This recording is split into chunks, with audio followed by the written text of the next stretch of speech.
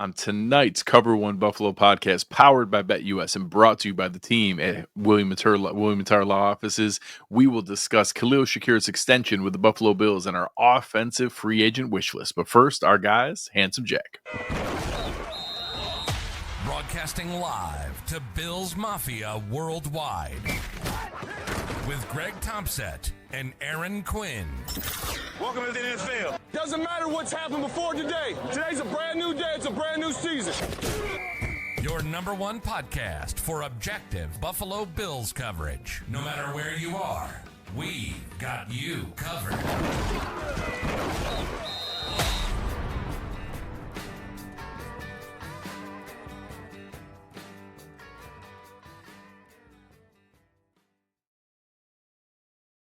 Good evening and welcome to the Cover One Buffalo podcast. You are joining your host, Greg Tompsett, along with my partner in crime, Aaron Quinn. Aaron, you're back. How was vacation?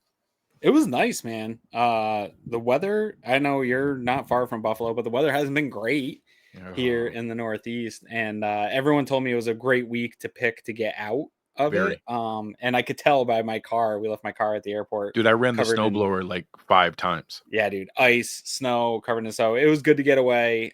We had a nice trip, lots of sunshine, just unplugged for a few days. We were just talking about that offline. And the tough part is the NFL never stops. So then I had to I'm still playing catch up kind of to get ready for this show and really dive into the free agency and how much time that takes to process that. So good to get away, but in getting away always leaves a little to catch up on. Did you miss not being on the salary cap extravaganza? No. And it has nothing to do with you. I love you. Actually, one of the guys that I coach with was talking about listening to you in the salary cap extravaganza. And I was like, I would have just stared blankly probably. And I just want to know, in the end, how much money do I have to spend? Right? Just tell me that and let me go spend Terry's money. But I saw a lot of great comments about it because I share all the social media handles with you guys. I see all this stuff. And so I saw people saying, my favorite show of the year. I saw you dressed up in a tux. I did. But I did wear a tux. My gift to you was the fantastic flyer thumbnail that I think matched the aura of the salary cap extravaganza. It did. And I got almost as many comments just on the graphic as we did on the show. So you were a big success.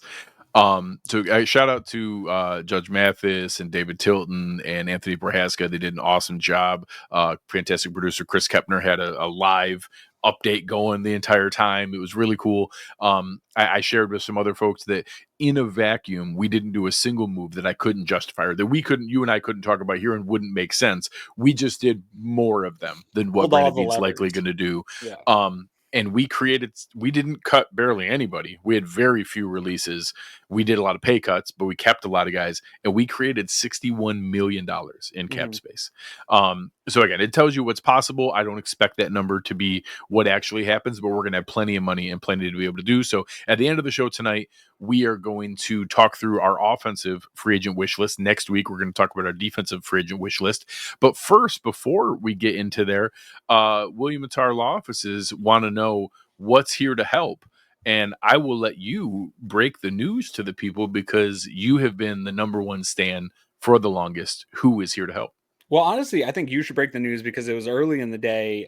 You told us in the Cover One Discord chat of that this news would be coming in and to start to prepare content. And unfortunately, I was running around getting my car fixed today when it actually broke, hearing that Khalil Shakir has been extended by the Buffalo Bills. And this is, for me, like you said, as being a stan of his and really just preaching since before he solidified who he was.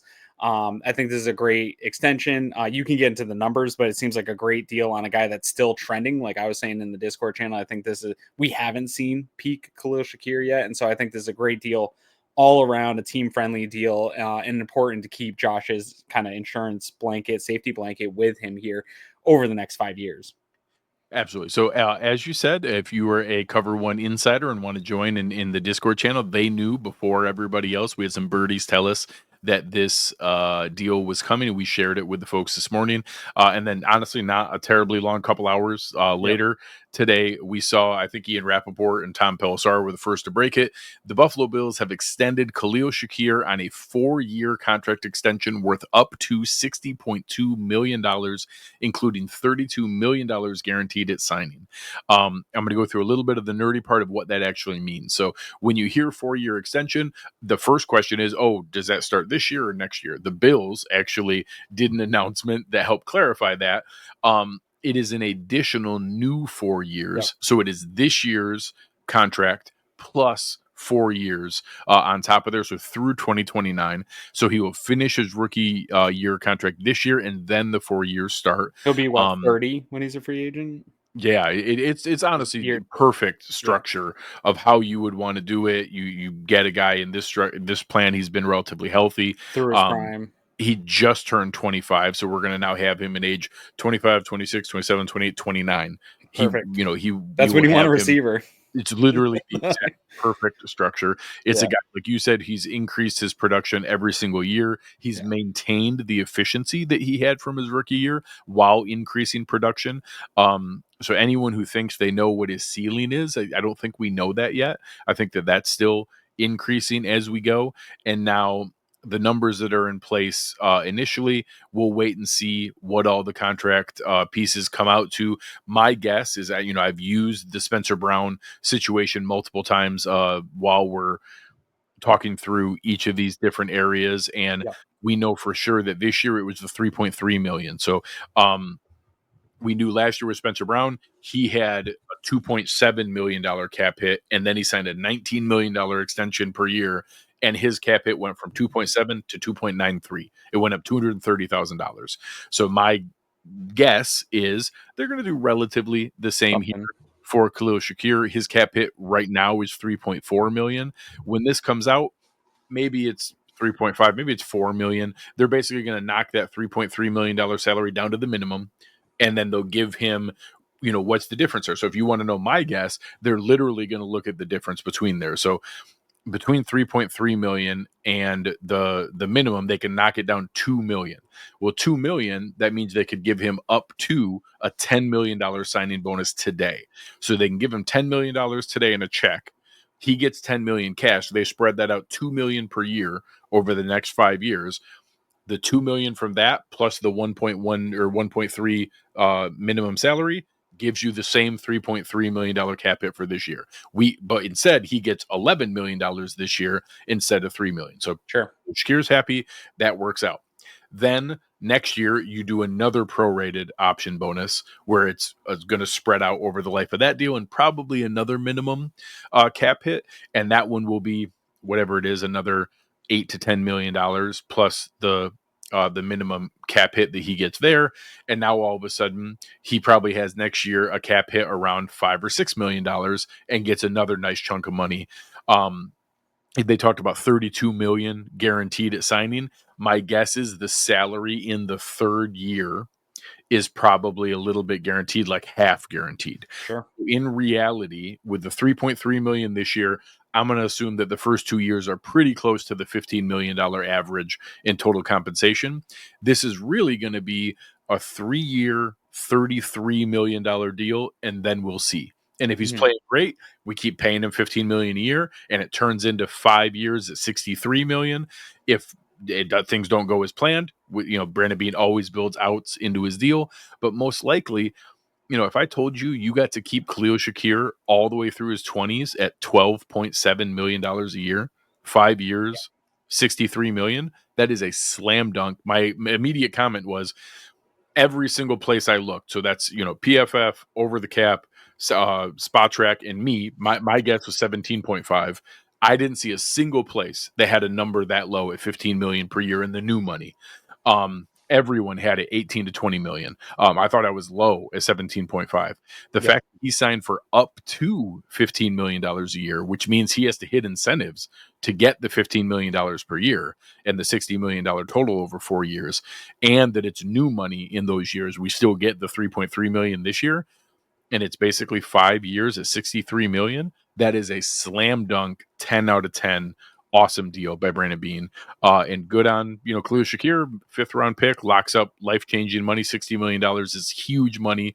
Even if maybe he could have squeaked out a little bit more by rolling the dice for this year, he just locked in generational wealth for him and his family. Congratulations to him. Congratulations to Brandon Bean. And congratulations to you, my friend.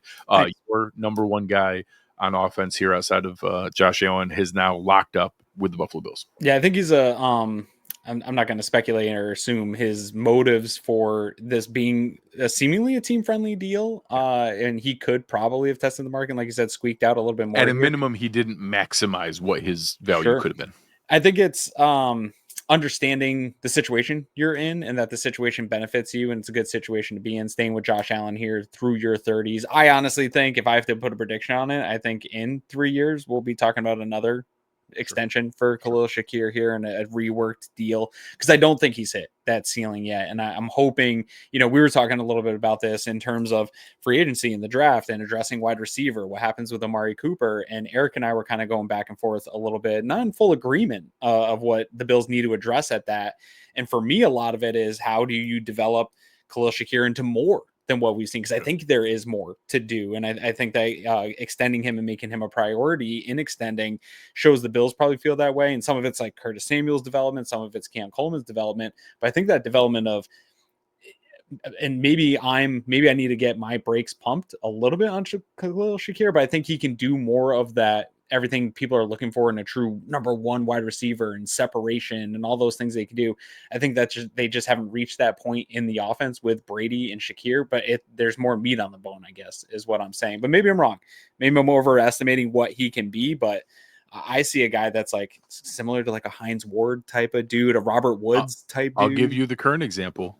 If you go back and look at his advanced metrics, like the yards per route run, what they produce with their opportunity, what they produce in separation, what they produce after the catch, it's Amon-Ra St. Brown. Oh, yeah. He's identical to Amon-Ra St. Brown. Now, the sample size and the utilization of Amon-Ra St. Brown is different, but if you were to follow those, and now this is not a small sample, this is 3 years of production for Khalil Shakir, everything there, and they're actually about the same size and same speed, everything there tells you if he was in Ben Johnson's offense in Detroit, he would be doing what Amon-Ra St. Brown has been doing.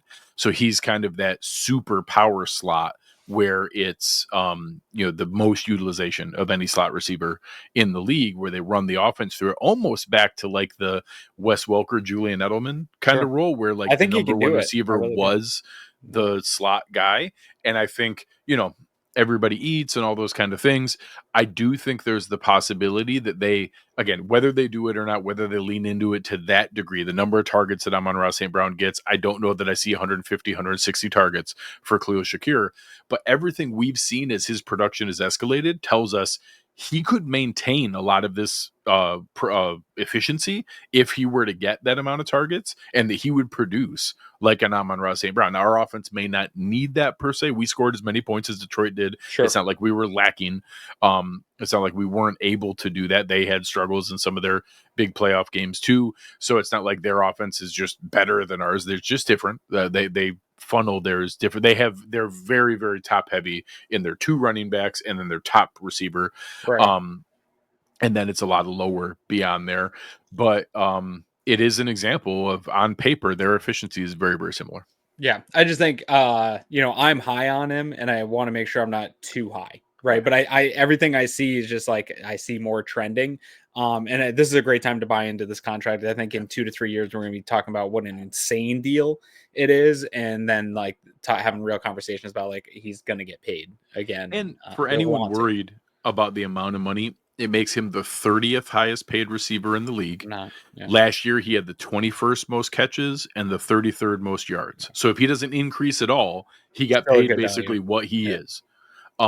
That's without any of the extensions or the free agent deals that are about to hit.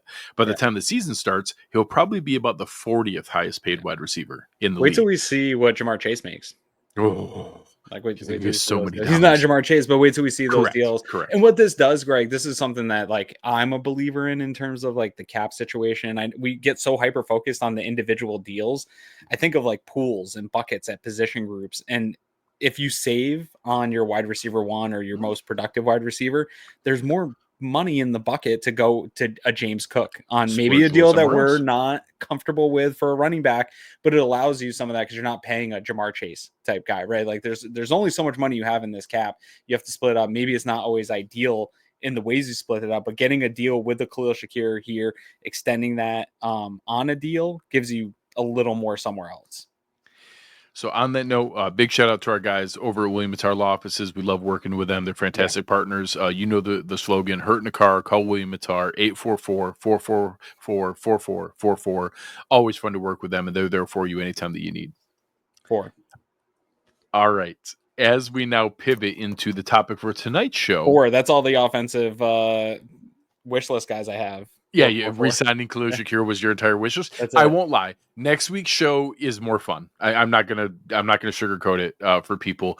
The offensive free agent wish list, it's dire. Like the list of available offensive free agents is not an impressive list. There's way more fun on the defensive side, and even that one's the holes are also the part of the problem isn't not just the players that are available, but it's like, what does Buffalo really need offensively right now? So I'm gonna start. I did not write down a single offensive lineman. No. We have all 10 coming back under contract. I even like the practice squad guys. Do I expect there to be a Lyle Collins type camp invite? Absolutely. I'm sure that there'll be some guy that was cut loose that has a chance to like come and compete here and try to beat out Tylen Grable or Ryan Vandemark or Alec Anderson or Cedric Van Paren Granger. Sure. I absolutely could see that. I'm not going to waste time trying to guess who that fringe 11th offensive lineman is. We'll be wrong. I just, I don't think there's a lot of value in that. And I don't think we're going to spend anything more than, again, we see that Brandon Beane likes to play in that, hey, we'll offer you above the minimum, but not the compensatory pick level in that $2 million, $2.5 million. I could see somebody getting a non-guaranteed deal to come compete there. But even that, I don't know if I expect that. I expect it to be more a couple Casey Toohill, offensive version where it's like, hey, no guaranteed money, but if you want to come and compete to make the roster, come on over and try out. And they bring in whoever this year's Russell Bodine or Lyle Collins last year. I expect there to be one or two of those guys.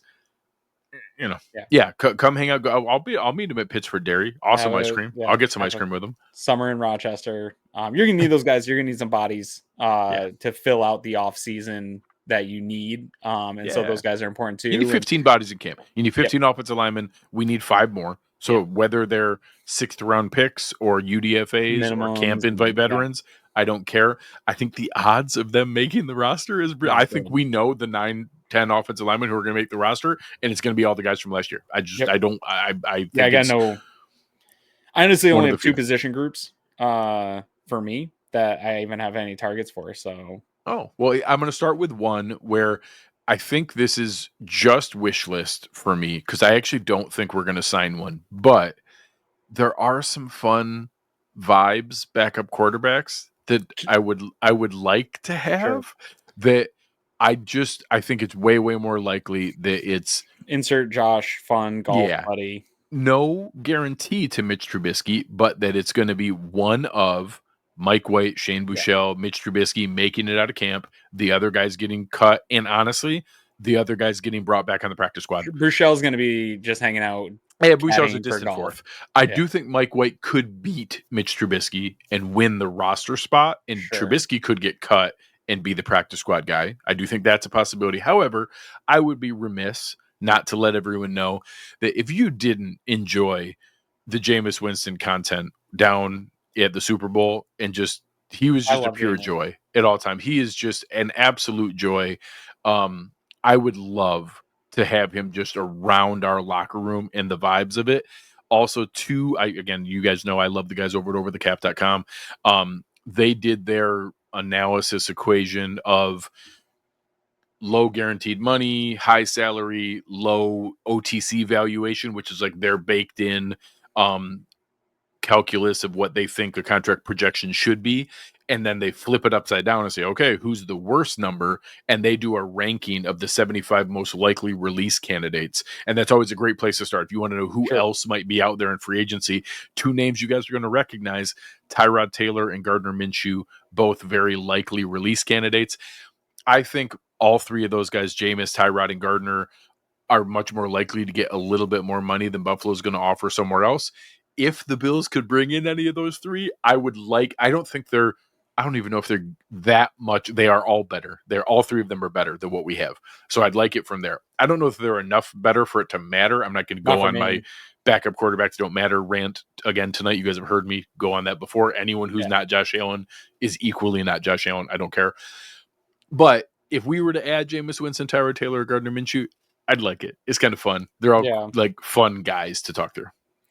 The only thing I want to like, unless it could just be any golf buddy that wants to hang out with Josh Allen. Otherwise, the only other thing I would bet Tyrod's a good golfer. Maybe. I would do Tyrod. Yeah, I think for me, the like fun, cool move would be, and I haven't even looked at QB prospects, but taking some mid-round QB that maybe somebody would project higher, but had an injury or transferred schools, or how fun, take like a Tracy dude. How fun was Week 18 if you were a Pats fan watching Joe Milton run That's around? what I'm saying. Give me a guy like that. Give me that. Fun, super athletic, and lock in 4 cheap rookie years. Yeah, maybe if we got a chance to see him late in the year where you're already clinched up, like it's fun to look forward to. Like I don't want to watch Mr. Trubisky play football. I don't. That's how you stumble into a Jimmy Garoppolo situation where, hey, this guy that we picked might be worth a little something. Then you flip him for a draft pick later on. Yeah. Hey, great. Do it. Cool. But you lock in 4 cheap rookie years. So let's do that. All right. So you had 2. So I'm going to try to guess the next one that you also don't have any names at. I'm going to guess you didn't write down any running backs. I did. Oh, okay. So did you not do tight end? Yeah, no tight ends. Okay. So let's do tight end. Again, I mean, for me, no tight end means I want to bring back Quinn Morris.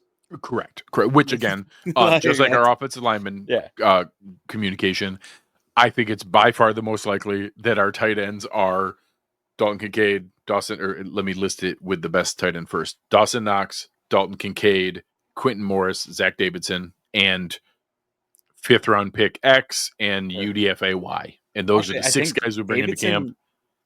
Like maybe not bringing back Quinn Morris could be a sign that Davidson's ready to be Quinn Morris. For sure. I don't know. Legit. I will say we're not going to tender Quentin Morris because a restricted free agent tender is like $2.7 million. He ain't getting that. No. We're going to release him, which is going to open the window where he could sign elsewhere. We did this with Dane Jackson. We did this with Terrell Dodson. We did this with lots of other guys where we declined the RFA tender. Everybody freaked out for a day, and then they signed back for the minimum with the Bills the next day. That's by far the most likely with Quentin Morris because he can re-sign. We don't have to guarantee any money, and then he's still got a battle to make it. He hasn't done anything yet, really. Like he's fun. Correct. It's fun. It's by far the most likely that he's in camp and fights to make the roster as the 3rd tight end, but doesn't have a guarantee to do so. Yeah. So with that in mind, and Dawson Knox has had an injury history. Sure. Dalton Kincaid has had an injury history. We like to run a lot of tight ends. There are some mildly interesting names out there. Yep. If we wanted to have, again, they talked about that they wanted more blocking from Dalton Kincaid. If they want to plug in a real blocking 3rd tight end, Durham Smythe is a free agent. Sure. He is a road grading blocker and can catch the football. Mm-hmm. The exact opposite end of the spectrum is Gerald Everett. Gerald Everett's out there as a guy who, if you're talking about this year's tight end version of Lyle Collins, where it's like, hey, do you want to come try to see if you still got something left and make the team and contribute? And we're going to try to run consistently more 12 personnel as a more major one where Mac Hollins doesn't just have to be. I was going to say, we're bringing back Mac Hollins, backup tight end. Pseudo tight end. Which again is all the more reason that we're probably not doing this. Sure. Similarly, kind of maybe a mix between the two, between Smythe and Gerald Everett. Mo Alley Cox, just a big body, can block and do that. And then a guy that I probably just added only for producer Chris, Tommy Tremble. I like that Tremble. We have out there. Tommy Tremble is a guy that Tommy Tremble is probably the most he's actually the youngest pending free agent of any free agent tight end, which Yeah. if anybody wants to know my secret, I go on over the cap.com, I sort, and I go to the bottom by age. And I just look I do the hey, opposite. I go to the top by age and look at who's who are like the cheap and old ring yeah. chasers that Yeah. maybe we can squeeze some juice out of. We'll get into that next week with the with the defensive guys. Yeah. So Tommy Tremble is probably the most realistic of like, hey, you probably know you're a tight end 3, but if you want to come here and battle Quentin Morris to be our tight end 3, you're welcome to come do so. Like if I had to like peg one that like, hey, I actually could kind of see this one, he's maybe the one that could be there. Yeah. I'll do it. Okay. All right. So I will let you lead off with, again, I don't think it's super likely that we bring in a running back, but No. last week, the one thing you did miss, we discussed the possibility of trading James Cook. If he started to get a little bit firmer. I don't want to. I don't either. And we're not going to. I don't think that's likely. No, thank but you. I do think there's a non-zero chance when you have a guy posturing for money, maybe threatening to hold out, coming off a career season where his value is as high as it could possibly be. We pegged it at we would need a top 75 pick, like a top half of the 3rd round pick, where basically, hey, you could just turn him into Travion Henderson or turn him into insert high-end day 2 running back X, whoever the kid, people yell at me, I don't know any draft prospects names, the kid from Iowa, Caleb Johnson. Yeah. There you go. Sure. You can just turn him into his immediate replacement and restart the clock on the rookie scale. If we don't get a premium pick, top 75 pick, I wouldn't even consider it. Or for you, what if he was like seen as a major asset to get a Myles Garrett or a Max Crosby or, a Trey Hendrickson or whatever it might be, that he was viewed as a major asset to not have to give up a 2nd round pick and insert James Cook. Like those are the scenario we would need it to where it was a major asset in return. Running backs matter or they don't. A little bit. Yeah, they don't matter, but also we would get an awesome trade return from the other team who thinks they do matter. Yes. Correct. So with that in mind, I have limits on where I would trade him for sure. Assuming that this is realistically, this is, hey, what if somebody else gives Ty Johnson, so that's where I'm $5 million a year, and we had to go find someone else instead. Those are the kind of players I looked for. I'll let you lead off with the first names that intrigued you.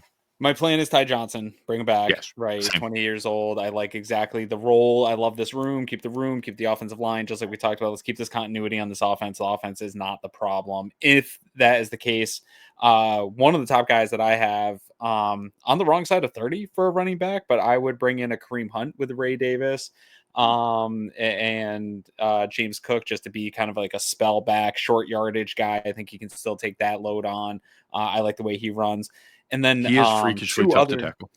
He's tough to tackle. He wore down a little bit towards the end of the season with the usage that he was getting late in the season with KC. But I think in the right type of like a 3 backfield usage, I think you could run whatever's left of that tank out here. And it would probably be similar to career Latavius Murray when he came here. Yeah, I think the production would be fine for what you would get and a value for a guy like that. If you wanted to try to like replace, I think the Ty Johnson level of like explosive playability, I think Raheem Mostert would be an interesting one. Even at 33 years old, there's some explosion there. I think he can be a guy. I didn't list him, but I considered it. And I could totally see him as a camp invite, literally like the Lyle Collins. Hey, do you still got the juice? You still got some legs. Come check it out. Come see if you still got it. If you got it, we don't need you to do special teams, but we might need you to block a little bit on 3rd downs type of thing, because that's what you're going to miss. And then the other one was a guy that they had in-house, and this wouldn't move the needle at all. This would just be kind of competing for that 3rd spot, would be a Rasheem Blackshear. They had him in-house, and now he's backfield on free agency. So they already, being like they might be interested in getting him back if a Ty Johnson wasn't to work out, but not a lot of sexy. So I'm not giving a lot of assets to the running back room. First off, kudos to you. I'm very impressed that you didn't say Najee Harris. So I thought that I actually think Najee is going to get. Yes, he's going to get too much likes money. Him more than I'm still impressed that you didn't list Najee Harris. So good for you. I'm impressed with your self-restraint. So my 2 guys was I literally had Ty Johnson in mind, and I said, okay, if we lost him, who would we need? That guy. So I listed Khalil Herbert and Kenneth Gainwell. Those are the 2 that in my mind were, hey, if we still have James Cook and Ray Davis, who would we need to be this year's Ty Johnson? Because Ty Johnson got 2 years, $10 million from some team to go be the honestly, like Chicago and Ben Johnson wanted a guy like that for Caleb Williams to be out there and to be a They have nice Herbert, option. Right? Or they had Herbert. He's a free agent. He's a free agent. So it would be like, hey, they see Ty Johnson as an upgrade, and we just swap, and we're like, hey, we'll take Khalil Herbert, or again, Philly, we would bring in Kenneth Gainwell. Those are the two kind of guys that I actually think could come in and do similar to what Ty Johnson did, and just be like a really nice high end RB3. That can, when he comes in, can do a really nice job. We don't need a ton from him. Can be game day active every week. Can mess around on special teams. I think those are the kind of guys that would be there if we missed out. And again, I think Ty Johnson is a priority for Brandon Beane and for Joe Brady and for honestly Josh Allen. I think for Ty Johnson, it's a priority. I think he's also one of these guys that benefits from being on the Bills. Like he might be able to squeeze more money somewhere, but he's going to be productive here. And I think similar to Matt Collins, we talked about him being our number one priority. I don't think Brandon Beane's going to try to skimp. I think they're going to offer Ty Johnson like, hey, we like you to come back for 2 years, $5 million. We'll give you $2.5 million a year. It's more than the minimum. It's more than what journeyman, third RB3s normally get, where we are showing you respect here. We're even going to give you some guarantees into the second year that you feel like you're going to get all $5 million and be here for both years. He's still young. I think that's the most likely. Josh Allen too. Like he's great in pass protection. He's genuinely great in pass protection. Talked about that today when asked about running backs in the class, and he's like, a big thing that nobody talks about is having to protect 17. That'll be a priority as well. And again, Khalil Herbert and Kenneth Gainwell are both legit pass blockers and pass protectors. So that what I had in mind was, if we whiffed on Ty Johnson, who would be the direct 1-for-1 Ty Johnson replacement? Or when we trade James Cook, we sign Najee Harris. Either one of those. All right. The big one. So the only fun one on offense is there are some fun names at wide receiver. It's honestly not that fun, but I will say everyone's going to look at the top of the list. I think people are going to try to want us to say Chris Godwin. Of course, that would be cool. We're not going to have Chris Godwin and Khalil Shakir. That is legitimately redundant in that they're both like better in the slot, but can play outside and are going to need a lot of money. I don't think we're going to be spending to that end of the pool. So, of course, if we sign Chris Godwin, I would be ecstatic, but I'm not going to try to pretend that he's legitimately there. I will say, if there are any higher end names, there were 3 names that, before I have 4 realistic names, there are 3 names that were on Over the Cap's high likelihood of release list that all got major money elsewhere, are now at a point of their career where they might be in that phase of wanting to take lesser money to be on a competitor, because they've all made almost over 100 million each, but like good money, same as Amari Cooper, if we're being honest. That they can now take less money here, and that's Christian Kirk, Deebo Samuel, and Tyler Lockett. All 3 of them, I have no interest in trading for their contracts as is. Yeah. But if they were released and willing to take a discount, they're guys who I think would add to our room at the right deal. Again, all those guys are talking, we get him at the Adam Thielen money, 3 years, $24 million, $8 million a year-ish, only guarantees in the first year, and that they get a chance to try to chase a ring here with Josh Allen and come be a part of our group. I could see that, but it would have to be 1, they got released, and 2, they didn't get the rebound money they thought they were going to get. I'd be open to Christian Kirk, Deebo Samuel, Tyler Lockett in that like perfect world scenario. Yeah, the only one that interests me there is Kirk. He's got legit speed outside still. He's got legit speed. Friends with Josh Allen, so Josh is going to obviously pull for that. Deebo is a tough one for me because I love him as a player, but there's something there that I don't love about like maybe who he is. I don't know if he comes in, fits right into the locker room. I don't know that well. Also, has not stayed healthy in a long time. Has not stayed healthy. And then, I don't know, man. I just look at Kirk as the Lockett's at the tail end of his career. Lockett, I'm not 100% that he still wants to play. I would need to know. Even if he does, that just feels like one of those ones where the Bills are a year too late. And I don't think Beane wants to get into that. Like, it's been a miracle that Lockett's really kind of put up continuous, consistent success like he has over towards the end of his career here. It's going to run up, and I don't think you want to bank on that for what the Bills need. But again, this wide receiver room to me feels a little bit like Lockett would turn 33 at the beginning of the season. Yeah, we already think like Cooper's washed up, Yeah. right? Like of lacking production last year, and he's 31. And to me, that's what this was another thing Eric and I kind of talked about this wide receiver room, and so much of it is dependent on what do the Bills view their free agents. And I think Matt Collins is a priority, obviously bringing him back, but I can't get a vibe on what the Bills think of Amari Cooper, and I think the fan base is torn on this one. Yeah. Yeah, I agree. Again, there is a number where it makes sense for me. Somebody asked me earlier, like, "Oh, would you pay Amari Cooper more money than Khalil Shakir?" And it was like not only was it an immediate easy no, it was a what's wrong with you? No. Right. Like, no, I'm not paying Amari Cooper $15 million a year, which might say more about me than it does about Amari Cooper, but I don't expect Amari Cooper to get that on the open market, to get $15 million a year. And if he does, God bless him, go get that money. Like, great for you. Go get that money. If you want to go back to Dallas because they need a legit number 2 receiver, sure. And they want to overpay, by all means, go get that money. That amount of money is not going to be here in Buffalo. I do think there is, maybe it's a little bit above that Adam Thielen number I keep referencing. Maybe it's 2 years, 20 million. Maybe if it's even 2 years, 24 million, maybe 10, 12 million a year. I think there could be a number in that realm. I don't expect Amari Cooper to re-sign here because I don't think the number we have budgeted for the receiver position is the amount he's going to be looking for. And I think that it's going to be maybe another Curtis Samuel type signing, but more likely the level that I'm going to rattle off here in a second, and a draft pick. I think that's more of where we're going to be looking for the wide receiver addition there. So, who is your first actual free agent wish list name that you want to bring up? Besides Matt Collins. Again, retaining our guys, we ranked him number 1. I'll be honest, I want to resign Matt Collins, and then I still have another spot I want to open for a wide receiver that we would I need. think if it is Amari Cooper not coming back, I think that it opens a spot that Bean's going to want to address before the draft. So that's where my spot is that it's replacing Amari Cooper's role. And honestly, I'm open to a 6th wide receiver. I don't think it has to be 5. So I'm okay with maybe one of the veterans I mentioned and then a draft pick, and we could have 6. I think that's a possibility too. Yeah, so I'm torn on what how I want to shape the room if it's not with an Amari Cooper, right? Like I think it was a little bit overstated, the need for Cooper in the offense. I think the Bills got a little bit obviously stagnant. In hindsight it was.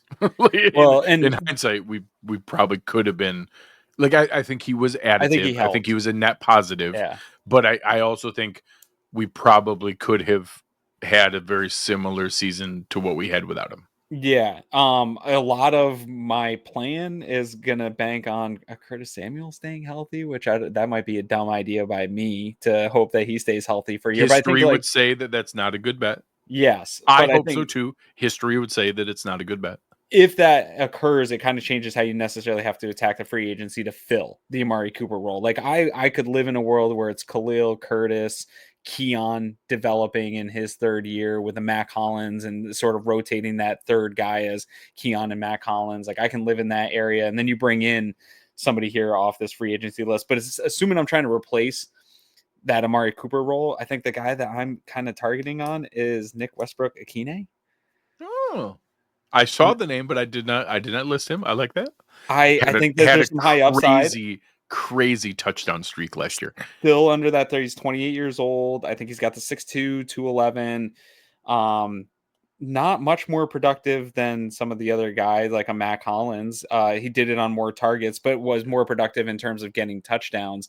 And did it with 9 a terrible touchdowns system. On 32 catches last year. In a terrible system. And stretch the field, which is I think what Bills fans want in that sort of more X role. So he was kind of the top end of free agency for me if we're trying to replace Cooper. I don't think he'll get big money, but I think you could see him get a Curtis Samuel type deal. So over an 8-game stretch last year, he had 8 touchdowns on 20 catches. With Mason Rudolph. Awesome. And Will Levis throwing him the ball. That is like all-time touchdown efficiency. Like obviously outlier. He won't do that anomaly. Again. Correct. Anomaly. No one, like there's a good chance no one in NFL history will get 8 touchdowns on 20 catches in 8 games, like in half a season. Like that's He was on pace for a 40 catch, 16 touchdown season over a full season. That's insane, but it's awesome. Okay, I like that. In a similar vein, I had some guys where I'm thinking the same thing. I am thinking we re-sign Matt Collins. I'm thinking we add, honestly, probably like a moderately impactful wide receiver in the draft. Probably not one of the top 3, but maybe one of those, like we have multiple 4th round picks, like one of those 4th round picks. So you're talking like a top 120 pick, something like that. That maybe that Bears 4th rounder. That's a really nice early 100 pick. And that we get a guy there that you know is going to make the roster. And then we need a guy that is basically, hey, it won't be the end of the world if there's a couple games where he's a game day inactive, but if Curtis Samuel gets hurt again, we have a guy who is more than just a random roster spot that can genuinely contribute. So I'm talking about like a Josh Palmer from the Chargers. I like Josh Palmer. Eric likes him a lot. Yeah. De'Ami Brown from the Commanders. They're not going to let him go, and that would be silly. Like, I think they got to sign. He would be let go because they splurged on a Chris Godwin, or they splurged on a T. Higgins trade, or they added like a high-end weapon above him, is where I could see. Yeah. Darius Slayton is also a guy that, like, he continued to produce in some horrible situations in New York with the Giants with terrible quarterback play. Yeah. Like, I do think he honestly has, Darius Slayton has some Mac Hollins vibes to me, where he could come in and like not have any real expectations from fans, and then all of a sudden be like, wait, who is this guy who keeps catching these nice deep balls and like actually has sneaky speed, and like he checks a lot of the boxes. And then just for you, I listed Greg Dortch. I have Greg Dortch on my list for sure. I have like notes and stats on every player, and for Dortch, I just said I will always have Greg Dortch on any one of my things. He's still like, I think there's that type of role, and honestly, like there's a couple of guys. I have Zacchaeus, who is Olamide Zacchaeus makes a lot of sense. Separators, we super similar to the guys I listed. Super similar. And honestly, I think it wouldn't be bad for the Bills to get a guy like that can work out of the slot. That I do think Khalil Shakir can do more on the outside and separate on the outside, and so I think it would push him out. I think Curtis Samuel, if healthy, can do some of that as well. I also had Hollywood Brown on my list. If they were going to splurge, I do think he's similar to that, probably like that Christian Kirk zone. I think he'd be in like, hey, we spent a little bit more than I expected, but that's not bad at like 2 years, 15 million, $7.5 million a year, like something like that. We're like, oh, okay, that's not bad.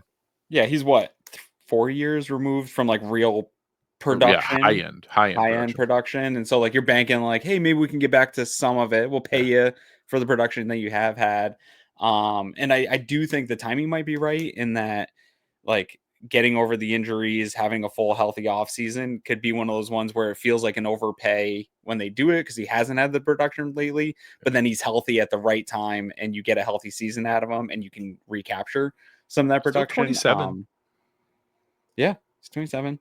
I think honestly, a lot of it's been timing and injuries and bad luck the last couple of years. And he still seems like a pretty good player. I would consider it if you're looking for a more high end in this. And again, he missed so much time last year that I think there's a chance that he might sign for like a real prove it type deal, and that's the kind of guy that would make a lot of sense. Chase a ring, prove it with Josh Allen. I have one for you here before we get off wide receivers. If you can't get Mac Hollins back, would you go all in on trying to get Tim Patrick?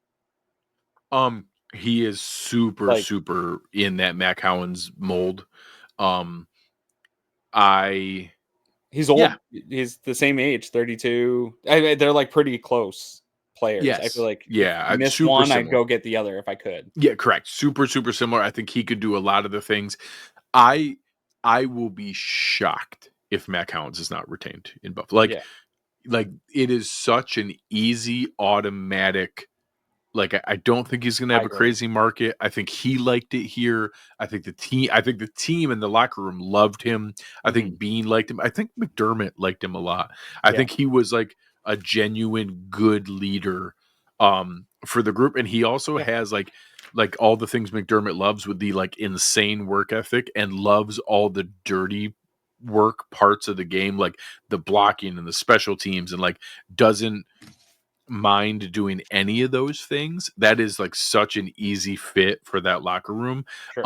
And again, very similar to the Ty Johnson thing, I think they're going to offer him an amount of money that is respectful, and I think he could get, 3 years, 10 million. And you like, hey, we're planning on having you here at least the next 2 years. You're going to get 3 million and change a year. It's more than the other teams are going to offer. It's not so much that it messes with us.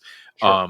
But that it's a respectful number of like, hey, you were awesome for us last year. We're offering you more money than we gave you last year, but come back here, come back with us, and find a number that fits there. I think that's the kind of number that would keep everybody happy and keep him. And I will be absolutely shocked if that we don't hear about that in the next 2 weeks. I think in the next 2 weeks we will hear that number, and he will be back here with the Buffalo Bills. I think he is more likely than any of the other than like a Reed Ferguson or something like that. Josh loves him. He's coming back. Super high likelihood.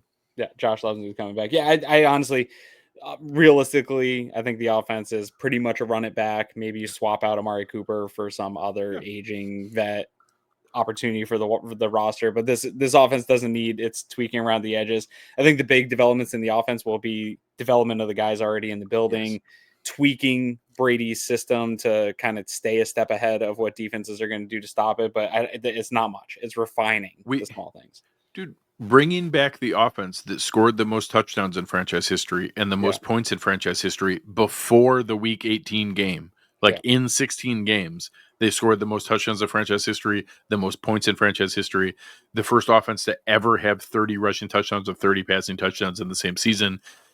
And all of that we think there's another legitimate step forward for Dalton Kincaid, for Keon Coleman, for Khalil Shakir, for multiple weapons in this offer, Ray Davis. We think there is like another step forward for all of them. And we broke all the franchise records last year. Like this is, I see some people talking in a way that it makes it seem like we have to have this big material upgrade in offense. And I don't think we do. I think running it back is a plan of improvement because there are so many pieces that I think will be better next year than they were this year. And what they were this year was a record-breaking offense. Yeah, and I know you're big on hope is not a plan, and that we can't we can't guarantee the development of these players. But I think the development of a Dalton Kincaid, even getting closer to what his draft status was, and same with Keon Coleman, is probably more impactful than anything they're going to do on any of the lists that we have here. If those two step into a role even close to their projected draft status, like that, you're not going to get that in free agency. And when you have 5 players, so I'm going to go Dalton Kincaid, Ray Davis, Khalil Shakir, Keon Coleman, Curtis Samuel. When there's 5 of them, betting that 2 or 3 of them legitimately improve on last year isn't a bad bet. Like I think that's a very reasonable bet. And if 2 or 3 of them do improve, we're going to be in great shape and in really, really good shape. Plus, we're going to add a veteran receiver of some kind to compete. We're probably going to add a premium draft pick or a reasonable draft pick of some point. So we're going to also add some other new pieces, plus the step forward from those other guys there. Yeah. All right. Cool. Anything else here on the offense? No, I'm done. That's it. I don't even want anything. Run it back. So one quick thing for our friends over at BetUS. This may come up in next week's show for the defensive wish list here. They have the odds for Jevon Holland, and the second highest odds for any team of him being added to besides the Dolphins is the Buffalo Bills.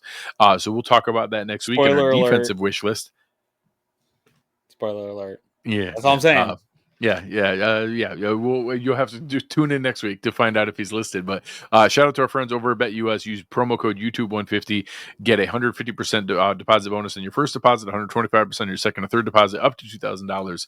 And they will be able to help you have a great time with everything that we have going on here. And they would like to remind you to please bet responsibly. Do it. All right, man. Anything else for the people? No, man. That's it. I'm happy to be back.